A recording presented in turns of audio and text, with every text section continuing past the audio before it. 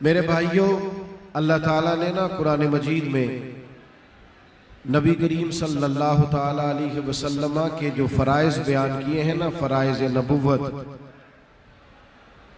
حضور کی تشریف آوری کے جو مقاصد بیان کیے ہیں، ان میں ایک مقصد یہ بھی بیان فرمایا ہے کہ وَيُعَلِّمُكُمُ الْكِتَابَ وَالْحِكْمَةَ، کہ محبوب تمہیں کتاب سکھانے آئے ہیں اور حکمت سکھانے آئے ہیں۔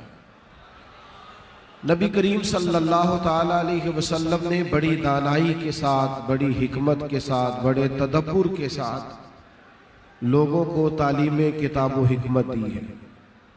ہمیں بھی یہ حکم فرمایا ہے کہ ادعو الی سبیل ربک بالحکمہ، جب بھی کسی کو اللہ کے دین کی طرف دعوت دو، اللہ کی طرف بلاؤ تو حکمت کے ساتھ بلاؤ، دانائی کے ساتھ بلاؤ۔ دانائی بڑی چیز ہے، حکمت بڑی چیز ہے۔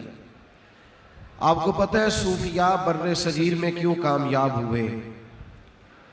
اولیاء اللہ اس دھرتی پہ جہاں بہت سارے مذاہب کے لوگ رہتے تھے اور بڑے سخت ماننے والے تھے وہ لوگ اپنے اپنے لوگوں کے، کیوں لوگ ان کے قائل ہوئے اور بڑی جلدی ان کی طرف مائل ہوئے؟ تو ہمارے صوفیاء کے اندر کمال علم پایا جاتا تھا، تدبر تھا، فہم و فراست تھی۔ ان کی وہ جو شعوری زندگی تھی، اس شعوری زندگی نے مجھے ذرا کھڑا ہو، کہتے ہیں کھڑے ہو،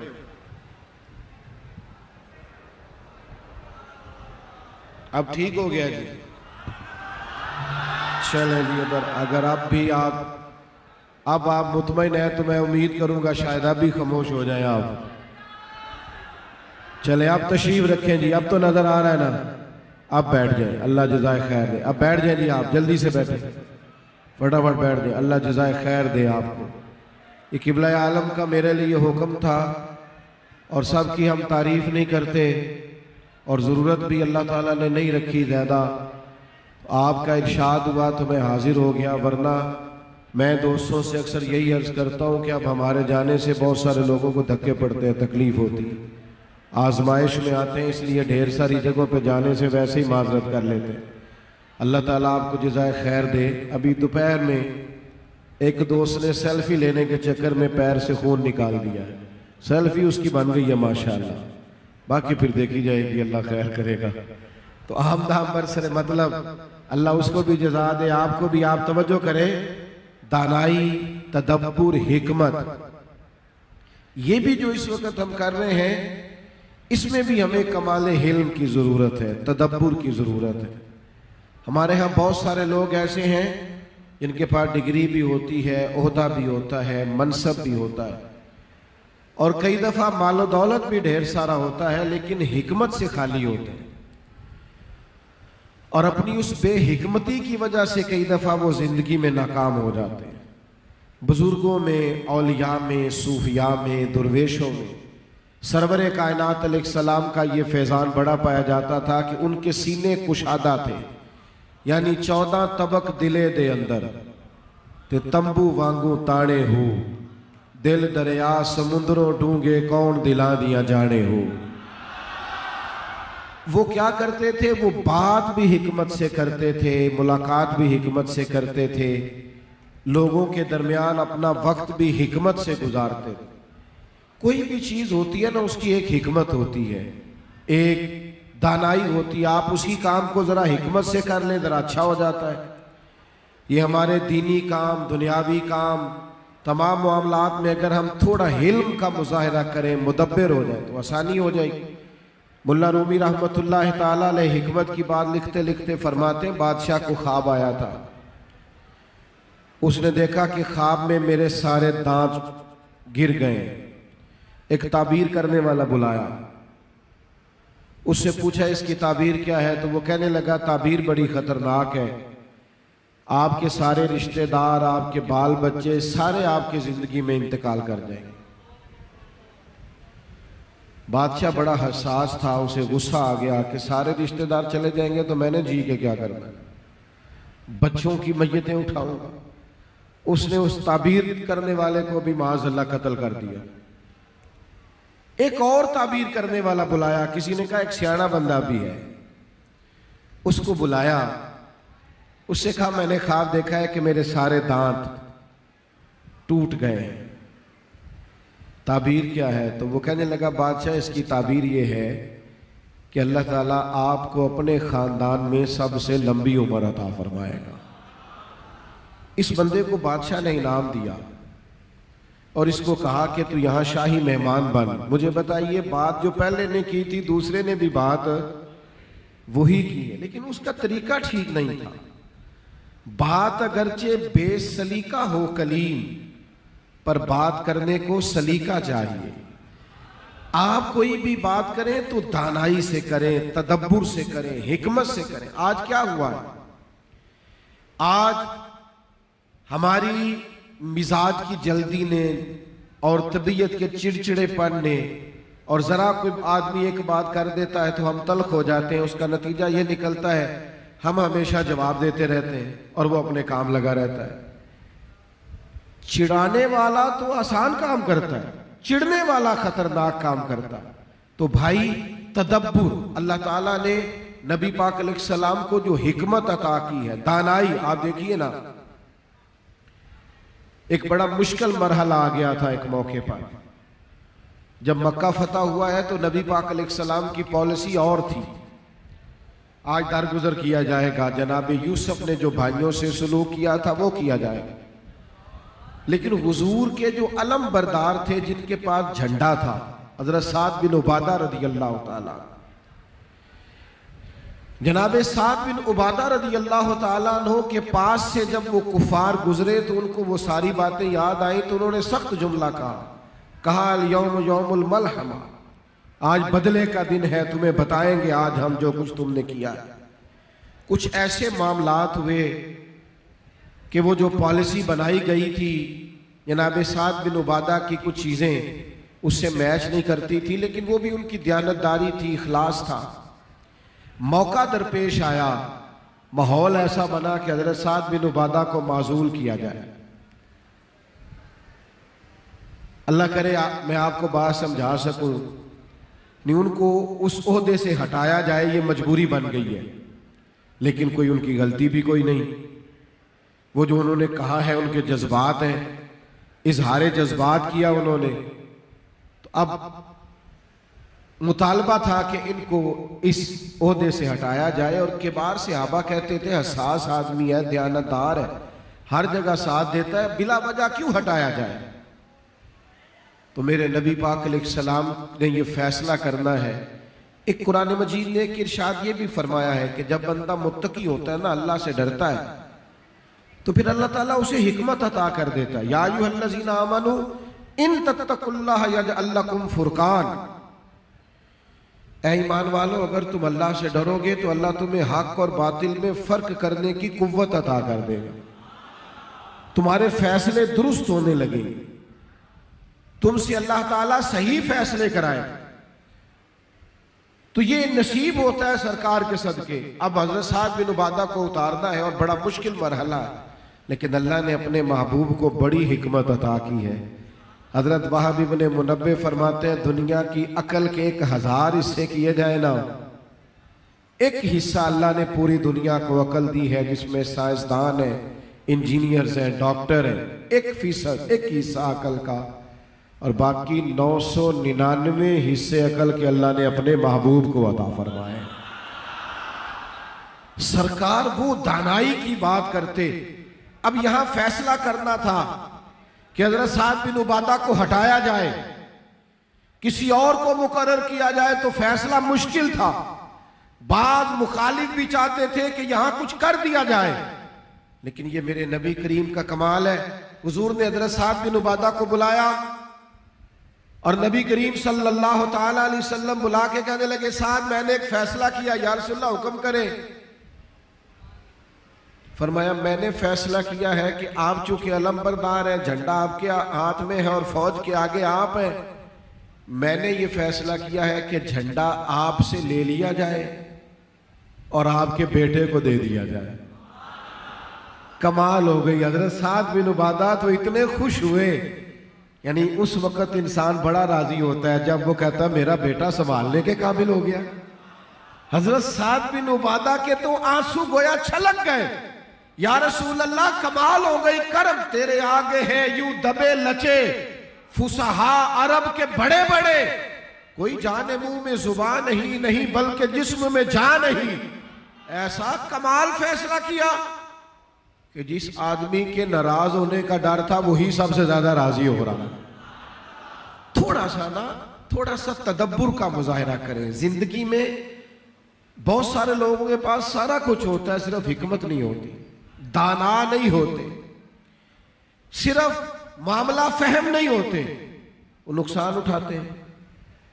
اگر وہ دانائی, وہ خاص حکمت جو اللہ کے پیارے حبیب علیہ السلام نے ہمیں دی ہے, ہمارے بزرگوں کے پاس کیا تھا؟ یہ 6 من کی دیگ اور یہ 15 من کی دیگ خواجہ اجمیر کے مزار پر اب پکنے لگی ہے. جب وہ اجمیر شریف آئے تھے تو خیمہ لے کے آئے تھے, لیکن سامنے والا چڑھتا تھا, وہ نہیں چڑھتے تھے, وہ ہمیشہ مدبر انداز میں وقت گزارتے تھے. وہ بیٹھے رہے, انہوں نے پتھر کھائے. داتا علی اجویری رحمت اللہ علیہ تشریف لائے تو آپ حالات پڑھیے کتنے حملے کیے ہندوؤں, لیکن ان کا صبر, ان کا حوصلہ, ان کے سینے کے اندر جو گنجائش تھی, جو بردباری تھی, جو ٹھہراؤ تھا. میں دیکھتا ہوں جلد بازی, تصویروں کا ذوق اور ہمارے الجھے خیالات اور ہماری بکھرتی سوچیں اور ہمارے ایک دوسرے کے بارے میں تبصرے اور ہماری رائے ٹوٹتی بکھرتی اور ہمارے اوپر وسوسوں کا غلبہ. اور وہ ایک دوست مجھ سے پچھلے دنوں کہہ رہے تھے میں جیڑا کام کرنا نا او دے جی پیچھے رہ جانا, اور میں نے کہا یہی تو مین غلطی ہے. تو جیڑا کام نہ کر, تو ایک ہی کام کر زندگی جی, اس کو ذرا صحیح کر کے کر. زیادہ کام نہ کر, تو زیادہ کرے گا تو الجھ جائے گا. دانائی سے, تدبر سے, معاملہ فہمی سے. حضرت شاہ لاسانی رحمت اللہ تعالیٰ علیہ کی زندگی جو چند ایک کتابیں میری نظر سے گزری ہیں,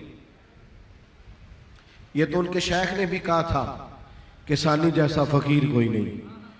ان کی زندگی کے اندر کمال ٹھہراؤ ہے, ذرا بردباری ہے, ذرا مزاج کی خاموشی ہے, ذرا تھوڑا سا چیزوں کو دانائی سے لے کے چلنا. یہ جو لوگ ہوتے ہیں یہ بعض اوقات خاموش تبلیغ کرتے ہیں اور اس کے اثرات ذرا گہرے ہوتے ہیں, اس کے اثرات ذرا دیر پا ہوتے ہیں. ہمارے ہاں نا آج کل میرے جیسے لوگوں کی تصویریں اور یہ آنا اور یہ جانا اور یہ میرا سٹیٹس لگ رہا ہے اور میں ادھر جا رہا ہوں اور یہ جناب, اور اسی میں رہ جاتے ہیں. بس بڑے سارے زندگی کے کام ایسے ہیں جو کرنے کے ہیں لیکن رک جاتے ہیں. ہم چیزوں کو اس طرح مرتب نہیں کر پاتے جس طرح مرتب کرنے سے اسی کام کے اثرات زیادہ ہوتے ہیں, اسی کے نتائج زیادہ اچھے نکلتے ہیں. لیکن چونکہ ہمیں جلدی بہت ہوتی ہے, ہمیں دانائی سے سروکار نہیں ہوتا. ہم حضرت خواجہ نظام الدین صاحب محبوب الہی رحمت اللہ علیہ کو لوگ ملنے آتے تھے تو ایک بڑی تعداد آتی ہے بعض اوقات ملنے والوں کی, اور لوگوں سے ملنا بھی ایک کام ہے. اور میں چھوٹا آدمی ہوں تو میں سمجھتا ہوں سب سے بڑی مصروفیت پبلک ڈیلنگ ہے کہ آپ کو لوگوں سے ملنا ہے. ہر آدمی کو اس کی منشا کے مطابق آپ کو اس کی بات سننی, اور پھر سامنے والا آپ سے مطمئن جانا چاہتا ہے. یہ مشکل مرحلہ ہوتا ہے. تو خواجہ نظام کے پاس ڈھیر سارے لوگ آتے, سب کی باتیں سنتے, سوال کا موقع دیتے. ایک درویش کونے میں بیٹھا رہتا. آخر میں خواجہ صاحب اس کے پاس جاتے, فرماتے آپ نے بھی کوئی بات کرنی ہے تو کر لیں. بھائی بیٹھے رہو, مہربانی کرو یار, بیٹھے رہو, وہیں بیٹھے رہو. دوست ادھر دیکھو, آپ وہیں بیٹھے رہے, بالکل پیارے لگ رہے ہیں وہاں بیٹھے بیٹھے. آپ کتنے اچھا ہو گیا ماحول. بھائی خواجہ صاحب خود جاتے, اس سے جا کے پوچھتے. ایک دن خواجہ صاحب رحمت اللہ علیہ نے نا مسکرا کے اس سے کہا کہ یار زمانہ گزر گیا ہے, تو نے کبھی کچھ نہیں کہا, میں ہی تجھ سے پوچھتا ہوں, آخر کو تیری چاہت تو ہوگی نا.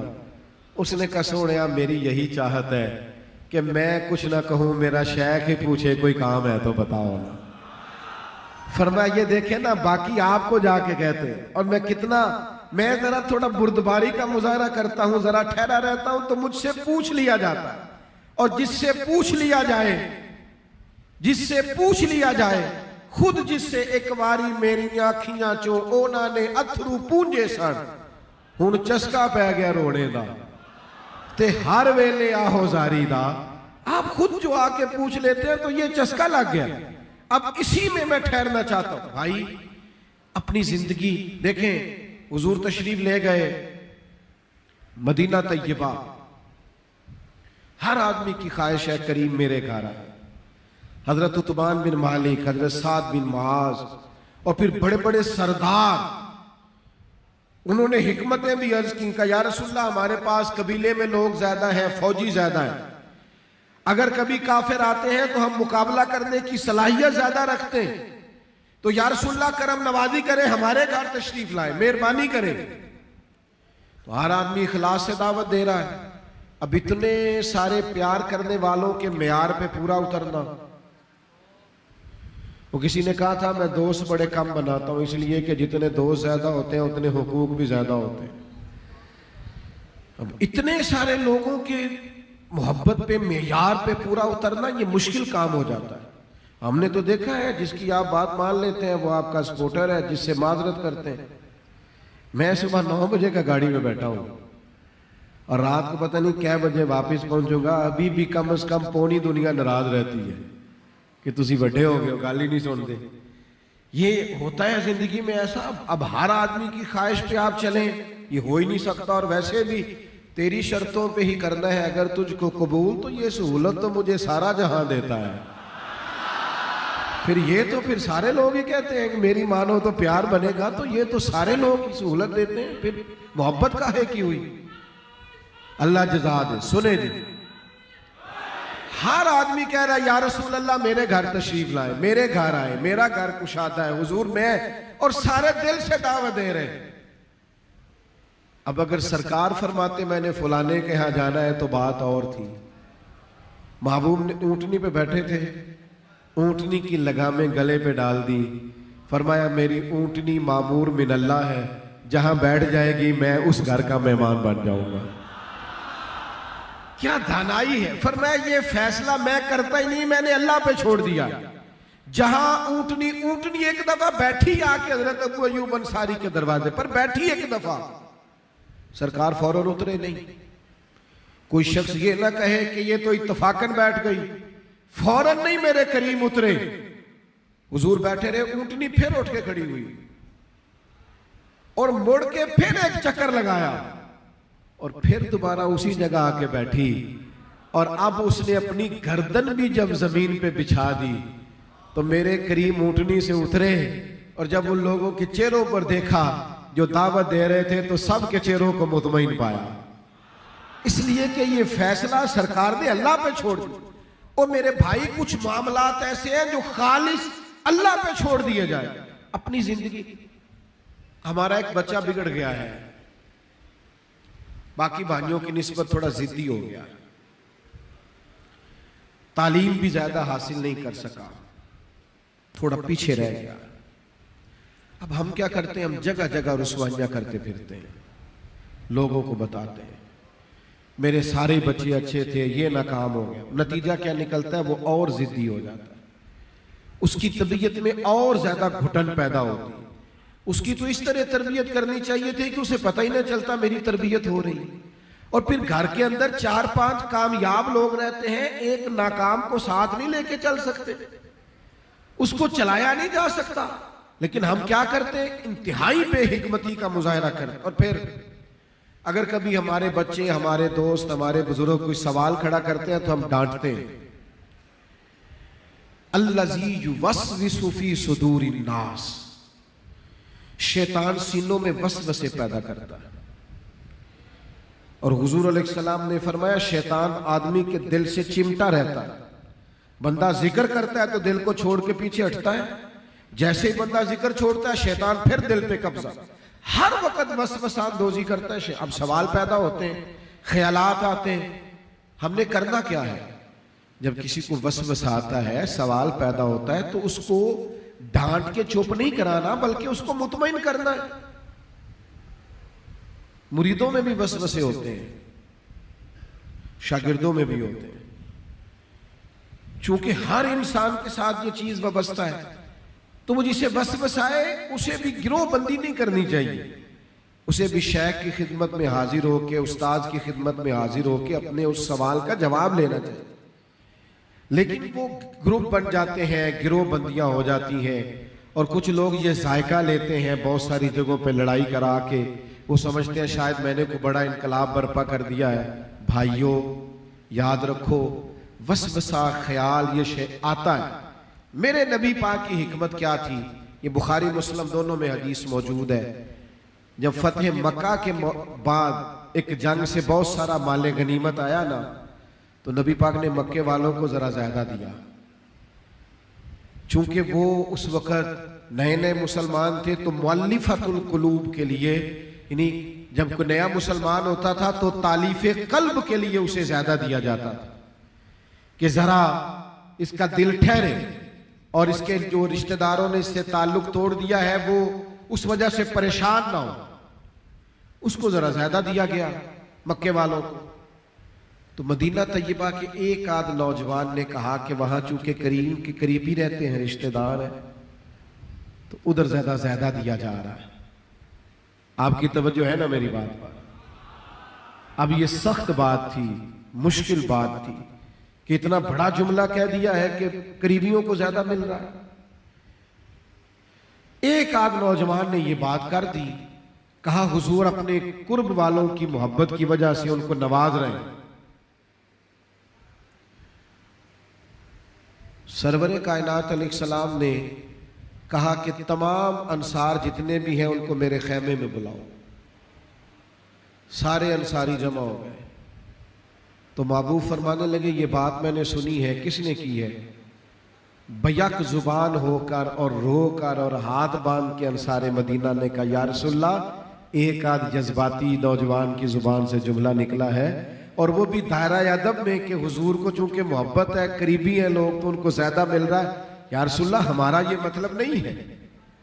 تو حضور فرمانے لگے کیا اللہ نے تمہیں میری وجہ سے ہدایت نہیں دی؟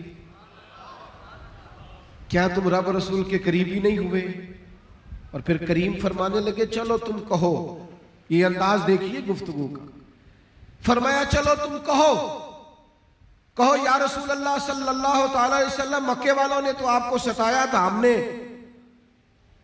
آپ کی غلامی کی اور ہم نے خدمت قبول کی، آپ کو یہاں آنے کے لیے عرض کیا، تم کہو۔ تو عرض کرنے لگے نہیں یا رسول اللہ آپ کا احسان ہے ہم پہ۔ فرمایا تم کہو، تم کہہ سکتے ہو کہ یہ تو تلواریں لے کے آئے تھے بدر احد میں شہید کرنے، ہم نے سینے پیش کی، کہو کرو بات۔ تڑپ گئے اہلیان مدینہ، آنسو چھلک گئے، داڑیاں بھر گئی۔